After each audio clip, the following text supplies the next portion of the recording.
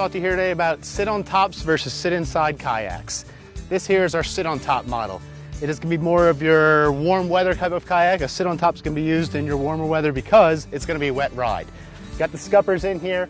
With its weight capacity around 275, I weigh around 200 pounds. When I get on it, a little bit of water is going to tend to push through those scupper holes. Don't worry about it, that's perfectly natural. And then you're also going to get a little bit of splashing coming off the paddle, possibly a little bit over the bow if there's some choppy conditions out there. Sit-on tops are meant to take on any water. Again, any water that drains into the top here is going to go out through those holes at the low point of the deck area. Sit-insides is your more traditional image of what a kayak looks like. Sit-insides tend to be more of a year-round or even some cases 3-season. If you're like me, you like to go out there in the 4-season type of weather as long as the water's not completely iced over. The only drawback of sit-insides is if you do get out of the water or you do tip over, to get back in them, they're very difficult. What happens is you grab the far side over here, you try to pull yourself back in, your hips push this side under, and you end up swamping more water inside. When that happens, what you got to do, you got to grab this and swim it back to the shore.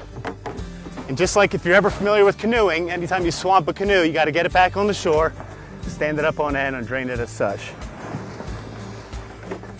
Nice thing though about sit-on top, so if you want to get out there and you do tip over, you want to swim, make it a nice little hot day out there, they're easy to get back into. With sit-on tops are more of the kayak if you want to get out there and swim around a little bit. Sit inside versus sit on top, performance-wise, isn't going to make any difference. You know, when you're talking performance, the performance is coming from the underside of the boat in the hull.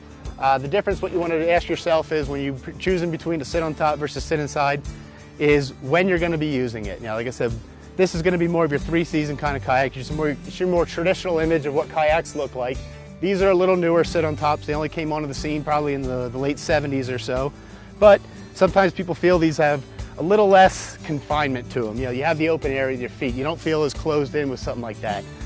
That's not to say this is going to get you in any trouble though. Sometimes some things people deal with sit-insides is they feel that they're going to get stuck inside the kayak. If it rolls or something, they're going to get stuck in it.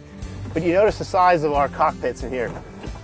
When you're thinking of kayaks that don't want to get back upright or people rolling and getting on them, those are your whitewater kayaks, your ocean kayaks. We don't make those. These are flat water kayaks. They're designed with stability, comfort, affordability in mind.